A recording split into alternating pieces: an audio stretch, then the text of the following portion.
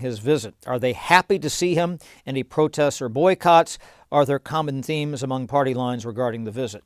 I think that most members are happy to see the king.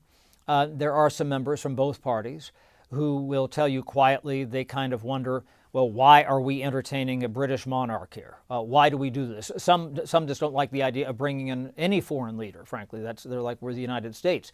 I want to get back to the core reason as to why the king is coming. 250 years ago, the United States declared its independence from Great Britain. And now, a quarter of a millennium later, the King of England is being welcomed into the House chamber to help celebrate America's 250th birthday. That is significant. That's the main reason that he's here. So because it's all part of that, I think that that's a very important component, and why most members, bipartisan members, are for this. I mentioned if there's any protest, I tend to think that it might be around the idea of the Epstein files. Again, we're probably not going to see, shouting matches and heckling and hectoring from the audience like we see during State of the Union.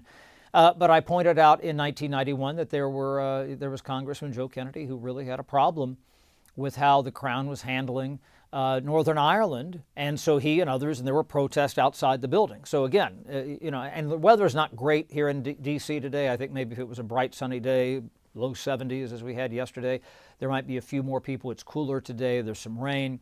We're not having that, but the entire Capitol, the Capitol Square here is closed off. So if there's any protest, it's going to be far away from this.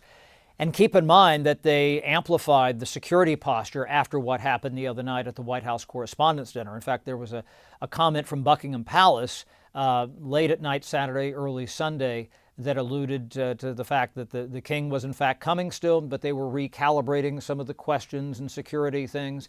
And then there was a statement later in the day that the king in fact was going to come, but they had sufficiently answered some of those security issues. So that's another factor too. We're doing this here at the Capitol, which is very good at, receiving foreign dignitaries. They do this all the time, but we're in the light of what happened Saturday night at the White House Correspondents' Dinner. Okay, so here's another one. Is there a sense of irony on Capitol Hill as we celebrate 250 years removed from the monarchy? I would argue in a way, yes. That's certainly always ironic. That's something that people have, but that also shows the maturation of two countries. It wasn't that long after the revolution in 1776 that we were fighting with the British again. And this was actually in August of 1814, but it was part of the War of 1812. The British famously came and burned this building and burned the White House, and they thought that everything would have burned to the ground. There was a battle just east of here in what's now Maryland, Bladensburg, the Battle of Bladensburg. And the British troops marched into Washington, D.C. and burned the Capitol, burned the White House. And there was a horrific, it was August of 1814, there was a horrific thunderstorm that just was an absolute downpour, and they think they might have even had a tornado. This is the 18th century. I don't know that they had Doppler radar then, but they think they might have had the equivalent of a tornado, and they think that the entire Capitol and the entire White House would have burned to the ground because of what the British did, were it not for that unbelievable thunderstorm and maybe tornado. So yes, there is a sense of irony here. In fact, there is a staircase here at the Capitol that I take every day. It is a small spiral staircase. It goes from the first floor of the Capitol up to where the Speaker's office is. And it doesn't really have an official title, but I heard the former House Speaker John Boehner one time refer to it as the British Steps. I take those steps every day. And one of the legends here, I'm not sure it's true, but one of the legends is that the British, when they burned the Capitol, that they were such good horsemen that they rode their horses up those stairs. It's pretty tight. Even if you were a really good equestrian, I find it hard to believe that they would do that. Some of the fuel they used to burn the Capitol, the British did, was from the Library of Congress. Now we think about the Library of Congress being across the street here, the Jefferson Building and the Madison Building. They didn't have those. We had a Congress. We had a library just comprised of books that was here in the Capitol. In fact, that office now, that set of rooms that was the Library of Congress, is now whoever is the Republican leader in the Senate. In this case, John Thune, now the majority leader, had been Mitch McConnell's office. That was the old, quote, Library of Congress.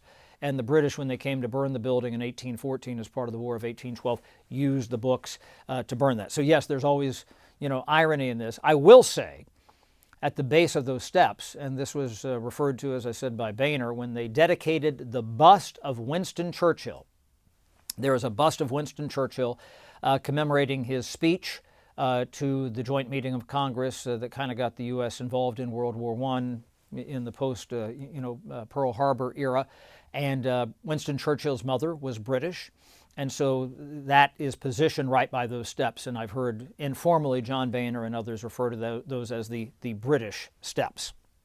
So why is it so rare for a British king to speak to our Congress, and what is he hoping to achieve? Well, we've had other leaders come and speak. We certainly had, I think some years ago, we had the Pope come. That was back in 2015. We've had, I mentioned Gordon Brown, who was the prime minister. We've had other, the French prime minister. We've had other figures come. So I would say we have one or two of these speeches, maybe every Congress, every 2-year Congress, a major foreign leader come in. And sometimes it's an extension of a state visit that somebody is coming to visit with the president, or there's a state dinner, to honor that, or we're trying to, increase and build up our relationships with that country or something like that.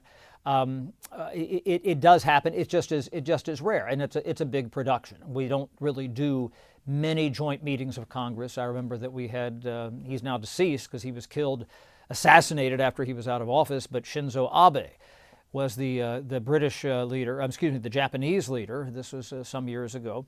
And he came to speak to a joint meeting of Congress. I think that was circa 2014, maybe 2015. So it does happen, usually with our close allies. And some of that can go a long way toward, building those connections.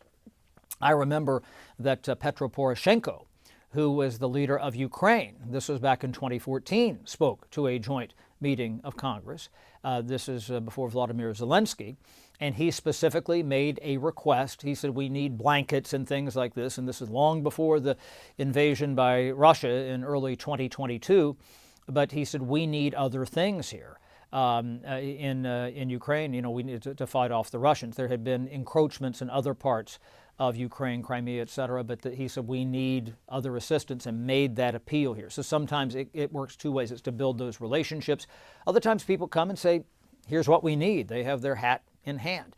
Today, if people, I think, had their druthers that this is kind of a bridge building exercise, which what historically has been the United States' best ally. Again, to think that, we came mostly from, Great Britain, but then I talk about fighting the War of 1812 and what the British came and did to the Capitol and the White House.